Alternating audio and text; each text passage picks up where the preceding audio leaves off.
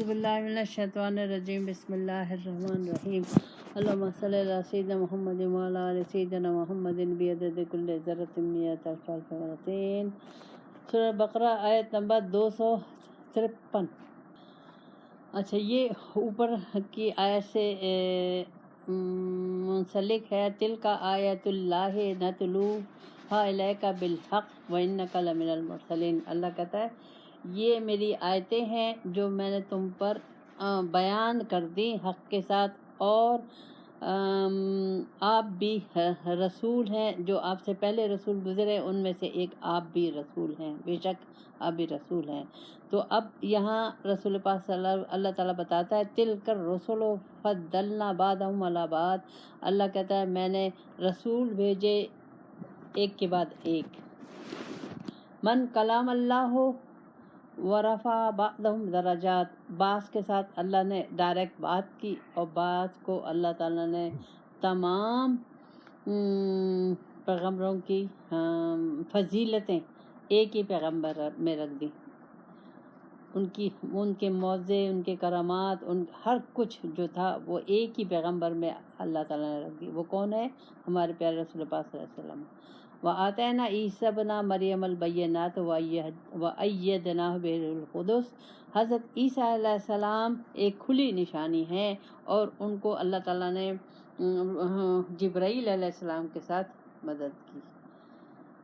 وَلَوْ شَاءَ اللَّهُ مَا اقْتَتَلَ الَّذِينَ مِن بَعْدِهِمْ، اور اگر اللہ چاہتا تو یہ قتل نہیں کرتے اس کے بعد جاءتہم البینات، حالانکہ ان کے پاس کھلی نشانی آ گئی تھی۔ وَلَكِنَّ اخْتَلَفُوا، لیکن اللہ نے ایسا نہیں کیا، ان کو چھوڑ دیا ان کے اختلاف میں۔ فَمِنْهُمْ مَنْ آمَنَ وَمِنْهُمْ مَنْ كَفَرَ، بس ان میں سے جو بھی ایمان لے آئے اللہ پر، اور جس نے کفر کیا، ہر ایک کی اپنی مرضی ہے، کسی پہ زبردستی نہیں ہے۔ وَلَوْ شَاءَ اللَّهُ مَا اقْتَتَلُوا، اگر اللہ چاہتا تو کبھی بھی قتل نہیں کرتے۔ وَإِنَّ اللَّهَ يَفْعَلُ مَا يُرِيدُ، اللہ تعالیٰ جو چاہتا ہے وہ کرتا ہے۔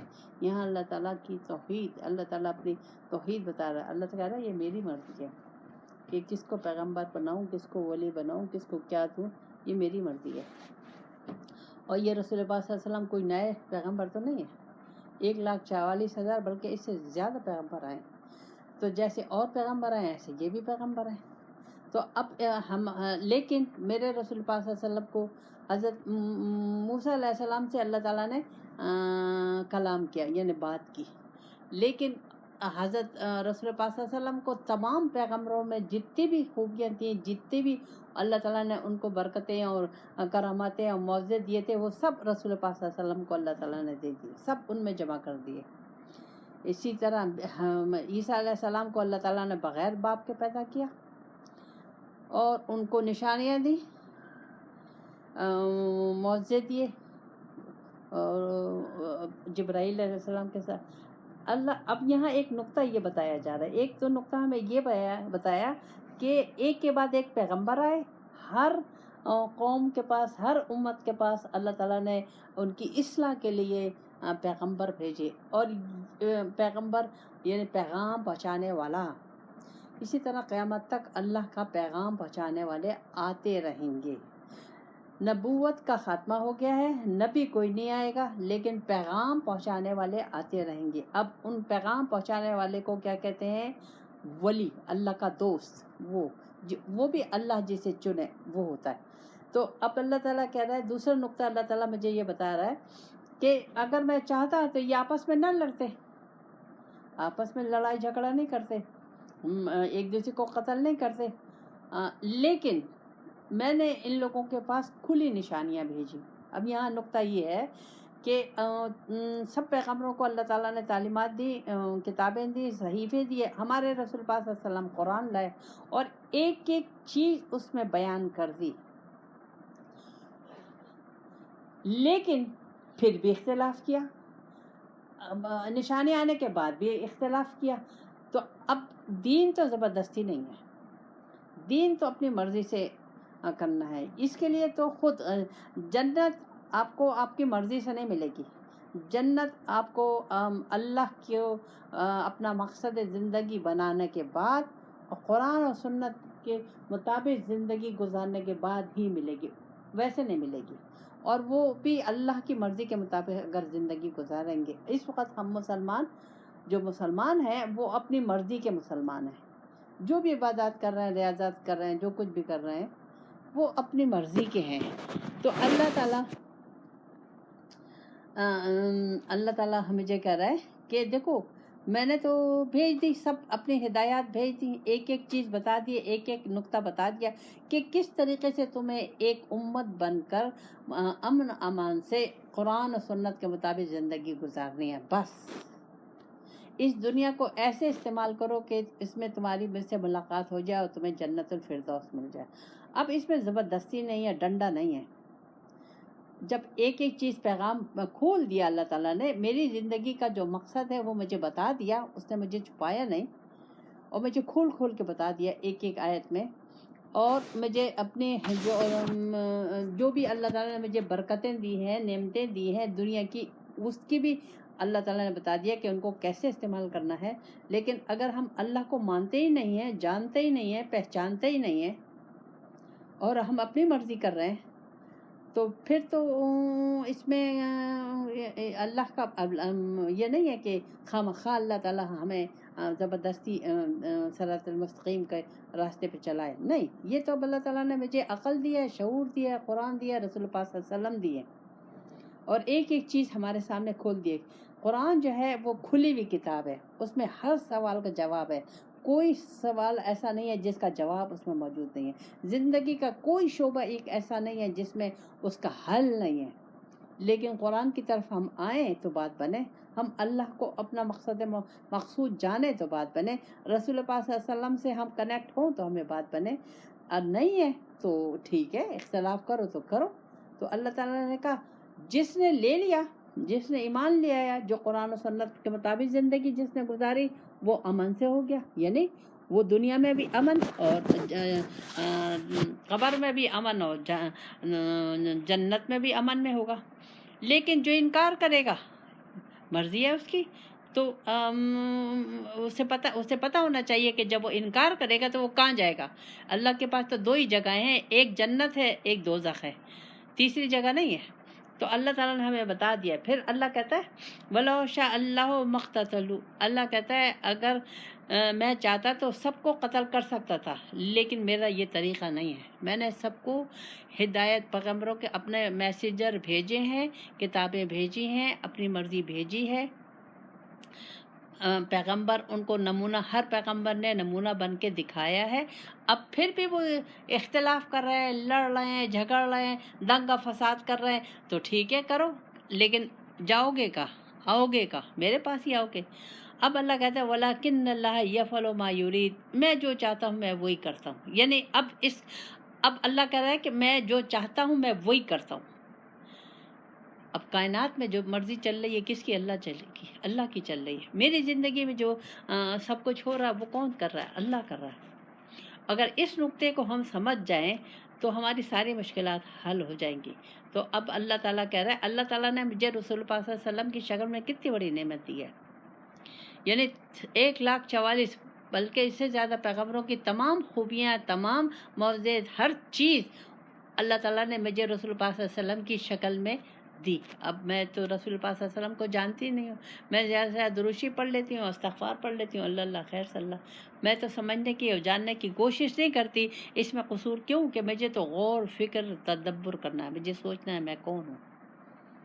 میں لڑکی ہوں، مجھے اللہ نے لڑکی کیوں پیدا کیا ہے؟ لڑکی ہوں تو میری زندگی کا مقصد کیا ہے؟ میں کہاں جاؤں گی؟ مجھ میں اور مرد میں فرق کیا ہے؟ اللہ تعالیٰ نے کیا فرق ڈالا ہے؟ فرق تو اللہ تعالیٰ نے کچھ بھی نہیں ڈالا، روح میں کوئی فرق نہیں ہے۔ لیکن میں تو اپنے کو لڑکی سمجھ کے اپنے کو کمزور کیا ہوا ہے نا، میں نے تو کمزور، تو اللہ تعالیٰ نے تو مجھے کمزور پیدا ہی نہیں کیا۔ اب یہ چیز مجھے سمجھنی ہے، اللہ نے مجھے کمزور نہیں پیدا کیا۔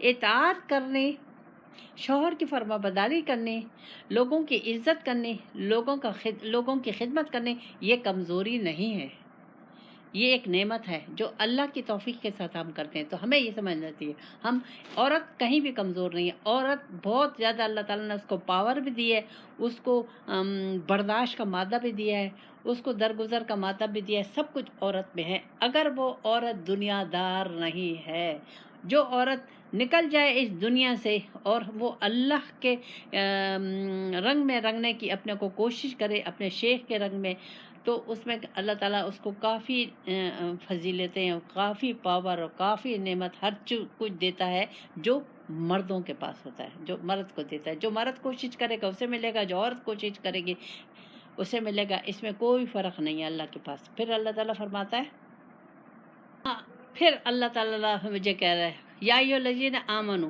اللہ تعالیٰ ایک عام مسلمان کو نہیں کہہ رہا, جو اللہ پہ یقین رکھتا ہے, جو یہ یقین رکھتا ہے کہ اللہ رازق ہے, جو کچھ بھی میرے پاس ہے وہ اللہ کا ہے, اس میں میرا ہے ہی نہیں. جس نے اپنے دماغ میں یہ بٹھا لیا کہ جو کچھ میرے پاس ہے, پیسے کی شکل میں, علم کی شکل میں, عقل کی شکل میں, جاب کی شکل میں, بزنس کی شکل میں, جو کچھ بھی نعمت ہے میرے پاس وہ سب اللہ کی ہے, اس میں میرا کوئی حصہ نہیں ہے. تو اب اسی میں سے اللہ تعالیٰ مجھے خرچ کرنے کو کہہ رہا ہے. اب یہاں سوال یہ پیدا ہوتا ہے, کیا اللہ تعالیٰ مجھے بار بار خرچ کرنے کے لیے کہہ رہا ہے تو کیا اللہ تعالیٰ خود نہیں دے سکتا لوگوں کو؟ جیسے مجھے دیا ایسے ساری مخلوق کو دے دے. نہیں, اللہ کا اس میں ایک حکمت ہے, کیونکہ اللہ تعالیٰ حکیم ہے. ایک حکمت ہے, وہ ہمیں حکمت سمجھنی چاہیے کہ اس میں کیا حکمت ہے کہ اللہ تعالیٰ مجھے بار بار خرچ کرنے کو کہہ رہا ہے. سب سے بڑی حکمت تو یہ ہے کہ اللہ تعالیٰ میرے دل سے وہ دنیا کی محبت نکال دینا چاہتا ہے. وہ چاہتا ہے کہ سمجھ لو کہ تمہارے پاس جو کچھ ہے وہ تمہارا نہیں ہے, وہ میرا ہے. اب میں تمہیں کہہ رہا ہوں کہ تم خرچ کرو اس کو, تو خرچ کرنے سے کیا ہوگا؟ تمہارے دل سے دنیا کی محبت نکلے گی, مال کی محبت نکلے گی. دوسری, آپ کا اللہ کا قرب حاصل ہوگا. اللہ تعالیٰ میرے خرچ کرنے سے, حالانکہ میں کس پہ خرچ کر رہی ہوں؟ اللہ کی مخلوق پہ خرچ کروں گی نا, چاہے وہ رشتہ داروں کی شکل میں ہو, چاہے وہ غیروں کی شکل میں. اللہ کی مخلوق پہ, اللہ پہ تو میں نہیں خرچ کر رہی نا, نہ رسول پاک صلی اللہ علیہ وسلم پہ میں خرچ کر رہی ہوں. میں خرچ کر رہی ہوں اللہ کی مخلوق پر. اللہ تعالیٰ مجھے بار بار مخلوق پر خرچ کرنے کو کر رہا ہے. اب اس مخلوق میں رشتہ دار سب آ گئے. اچھا, تو اب میں خرچ کر رہی ہوں, تو کیا اللہ تعالیٰ اس مخلوق کو خود نہیں دے سکتا؟ نہیں, اللہ تعالیٰ نے مجھے دیا ہے. اب یہ اللہ کی مرضی, اللہ ہی دیتا ہے. اللہ تعالیٰ نے اوپر کی آیتوں میں کہا ہے کہ میں کسی کو زیادہ مال دیتا ہوں, کسی کو کم مال دیتا ہوں, یہ میری مرضی ہے. اچھا, اب اللہ تعالیٰ نے مجھے دیا ہے, ہر چیز دی ہے, اختیارات دیے, مال دیا ہے, دولت دی ہے, اچھی صحت دی ہے, علم دیا ہے, پوزیشن دی ہے, اچھا بزنس دیا, اچھی جاب دی ہے, اثر رسوخ دیے. سب چیزیں جو دی ہیں وہ اللہ کی ہیں. اب اللہ تعالیٰ مجھے کہہ رہا ہے اس میں سے خرچ کرو. اب اس میں سے خرچ کرنے کا مطلب یہ ہے کہ اللہ تعالیٰ, جب میں خرچ کروں گی, نیت میری اللہ ہوگی, اللہ کو پانے کے لیے. سب سے پہلے میں نے دماغ میں یہ بٹھا لیا کہ کچھ بھی میرا نہیں ہے, سب اللہ کا ہے, اور اللہ نے مجھے حکم دیا اس کو خرچ کرو. اب میں جو خرچ کروں گی اپنے رب کے لیے کروں گی, اپنے رب کو پانے کے لیے کروں گی, رب کے قربت حاصل کرنے کے لیے کروں گی, رب کے دیدار حاصل کرنے کے لیے. اب اللہ تعالیٰ, اچھا پھر دوسرا, وہ میرے دل سے دنیا کی اہمیت, محبت سب کچھ ختم کرنا چاہتا ہے اس خرچ کے اس سے. پھر اللہ تعالیٰ اس سے کیا کر کہ اب جب میں جس پہ خرچ کروں گی تو اللہ تعالیٰ میری محبت ان کے دل میں ڈالنا ہے, میری عزت ان کے دل میں ڈالنا ہے. ان کے دل, ظاہر ہے میں کسی کو دوں گی تو اس کا دل خوش ہوگا نا, وہ خوش ہوگا, وہ شکر گزار ہوگا, وہ احسان مند ہوگا. میں اس نیت سے نہیں دے رہی, لیکن اللہ کا یہ طریقہ ہے, یہ سننا دے. تو اب اللہ تعالیٰ مجھے کہہ رہا ہے کہ اللہ کہہ رہا ہے کہ میں نے جو تمہارا رزق دیا, صاف اللہ کہہ رہا ہے یا ایھا الذین آمنوا انفقوا مما رزقناکم من قبل. اللہ کہتا ہے خرچ کرو اس نعمت کو, میں نعمت کہوں گی, اس نعمت کو جو میں نے تمہیں دی ہے اس دن کے آنے سے پہلے. کون سا دن؟ قیامت کا, روز قیامت. اس دن کے آنے سے پہلے خرچ کرنا ہے مجھے, سب کچھ خرچ کرنا. اچھا, خرچ میں کر رہی ہوں، اب وہ خرچ کر کے میں جو اللہ کی مرضی کے مطابق جو میں خرچ کر رہی ہوں، جو کچھ اللہ تعالیٰ نے مجھے نعمتیں دی ہیں، تو اس سے کیا ہو رہا ہے؟ مجھے اللہ کا قرب حاصل ہو رہا ہے، مجھے معرفت حاصل ہو رہی ہے، حکمت، اللہ کا نور مل رہا ہے۔ اب میں جنت الفردوس کے قریب ہوتی چلی جا رہی ہوں۔ جب مر جاؤں گی تو جنت الفردوس، اللہ کا دیدار، رسول پاک صلی اللہ علیہ وسلم کا قرب مل جائے گا۔ لیکن مجھے اللہ تعالیٰ نے بہت دیا ہے، سب کچھ دیا ہے، میں خرچ نہیں کر رہی، تو میں کس کے لیے چھوڑ جاؤں گی؟ میں اپنے دشمنوں کے لیے چھوڑ جاؤں گی۔ اس کا نقصان کیا ہوگا؟ اس کا نقصان یہ ہوگا کہ وہاں ہو گئے لڑائی جھگڑے دنگا فساد، رشتہ داروں میں، سب بال بچوں میں، سب نے، اور پھر جو چھوڑ گئی اللہ کی مرضی کے خلاف میں نے کیا نا، میں نے مال جمع کر کے، چاہے وہ اپنے بیٹوں کے لیے کیا، چاہے پوتوں کے لیے کیا، جس کے لیے بھی کیا، تو وہ تو میں ان کے لیے وہ چھوڑ گئی، لیکن میں نے اپنے لیے آگ، دوزخ کی آگ اپنے مول لے لی۔ اللہ تعالیٰ نے تو مجھے خرچ کرنے کو کہا تھا، اللہ تعالیٰ نے مجھے خرچ کر، اس میں بہت نقطے ہیں، آپ لوگ پوچھ سکتے ہیں سوال، تو خرچ کرنے کو کہا ہے۔ اب میں نے خرچ نہیں کیا، اگر خرچ کیا تو میں نے دنیا کی جائیدادیں خریدنے پہ، کارخانے خریدنے پہ، موٹریں اور گاڑیاں اور بنگلے خریدنے پہ خرچ کیا، تو یہ خرچ کرنا تو اللہ تعالیٰ نے مجھے نہیں کہا تھا، یہ خرچ کرنا تو مجھے اللہ تعالیٰ نے نہیں کہا ہے۔ تو کیسے خرچ کرنا ہے وہ مجھے اپنے رب سے پوچھنا ہوگا، مجھے رب کی مرضی کے مطابق میں خرچ کروں گی، اور اگر میں نے نہیں کیا تو وہ دن جو قیامت کا دن ہے، اس دن کیا ہوگا؟ این یاتیا یوم اللہ بیعن، اللہ کہتا ہے وہ دن، اس دن کوئی خرید و فروخت نہیں ہوگی۔ یعنی یہ نہیں ہو سکتا کہ یہاں ہم کروڑ پتی تھے، مال دولت چھوڑ گئے، وہاں ہم اللہ سے کہیں اللہ ہم سے یہ مال دولت سب کچھ لے لے اور ہمیں جہنم کی آگ سے بچا دے۔ کوئی خرید و فروخت نہیں ہوگی، نمبر 1۔ نمبر 2، وہاں کوئی دوست نہیں ہے، کوئی کسی کا دوست نہیں ہوگا، کوئی کسی کے دوست نہیں ہوگا، کوئی کسی کی شفاعت نہیں کر سکتا رسول اللہ کے اجازت کے بغیر، یہاں تک کہ رسول پاک صلی اللہ علیہ وسلم بھی شفاعت نہیں کر سکتے اللہ کی اجازت کے بغیر۔ یہ نقطہ سمجھیں۔ ہم اسی پہ اتراتے ہیں کہ ہم امت محمدیہ میں تو رسول پاک صلی اللہ علیہ وسلم ہماری شفاعت کریں گے۔ کیسے شفاعت کریں گے؟ وہ تو قرآن لائے، انہوں نے ساری زندگی میرے لیے گزاری، ساری زندگی تنگ دستی میں قرآن پر عمل کر کے گزاری، لیکن میں تو قرآن سے دور ہوں، میں ان کے عمل سے دور ہوں، تو پھر وہ کیسے شفاعت کریں گے؟ وہ تو پہچانیں گے بھی نہیں مجھے، کیونکہ اس وقت تو پھر میں کھڑی ہوں گی یہود و نصارہ و مشرک کی گروپ میں تو مومنوں کی گروپ میں ہوں گی نہیں، مسلمانوں کی گروپ میں تو نہیں ہوں گی میں، وہاں میں منافقین کی گروپ میں ہوں گی۔ کیوں؟ کہ میں نے اللہ سے وعدہ کیا لا الہ الا اللہ محمد رسول اللہ، اور میں اس کے خلاف چلی، میں نے اس کے خلاف زندگی گزاری، میں نے اللہ سے وعدہ توڑا، کلمہ پڑھ کے اس وعدہ لے کے، اور پھر میں نے دنیا کو اپنا معبود بنا لیا، دنیا کو اپنا مقصد زندگی بنا لیا۔ تو دنیا کو جب میں نے مقصد زندگی بنایا تو اس کا مطلب یہ میں نے دنیا کو خدا بنا لیا اپنا، شوہر میرا خدا ہے، بھائی میرا خدا ہے، بیٹا میرا خدا ہے، باپ میرا خدا ہے، بزنس میرا خدا ہے، میری جاب میرے خدا ہے۔ تو اس طریقے سے ہوگا تو اللہ کہتے ہیں پھر کیا ہوگا؟ والکافرون هم الظالمون۔ میں نے انکار کر دیا، اب عملی طور سے میں نے قرآن سے انکار کر دیا، عملی طور پہ میں نے قرآن و سنت کے مطابق زندگی نہیں گزار رہی، تو میں نے انکار کر دیا، تو ظلم میں نے کس پہ کیا؟ اپنے آپ پر۔ تو جب اپنے آپ پہ ظلم کیا تو جاؤ بھگتو، جو نہیں مانے گا۔ اب جیسے یہاں دنیا میں ہم کوئی چیز بناتے ہیں اور وہ ہمارے کام کی نہیں ہوتی تو ہم اس کو اٹھا کے ردی کی ٹوکری میں ڈال دیتے، وہ جو چیز ہم نے بنائی ہے وہ ہمارا مقصد پورا نہیں کرتی تو اٹھا کے ردی کی ٹوکری میں ڈال دیتے ہیں۔ اسی طرح جب اللہ نے مجھے پیدا کیا اپنی پہچان کے لیے، اس کا مقصد یہ تھا پہچان کے لیے، اور اس کو اللہ کا قرب حاصل کرنے کے لیے، اللہ کی صفات، اب اس نے مجھے اپنا خلیفہ بنایا، اپنا دوست بنایا، میں نے کسی طرف توجہ نہیں دی، وہ نہیں کیا، تو میری حیثیت ہو گئی ردی کی ردی۔ تو اب اللہ کی ٹوکری کیا ہے؟ دوزخ، اللہ تعالیٰ اس میں پھینک دے گا، بات بھی نہیں کرے گا۔ تو اللہ تعالیٰ اس دن سے ہمیں بچائے۔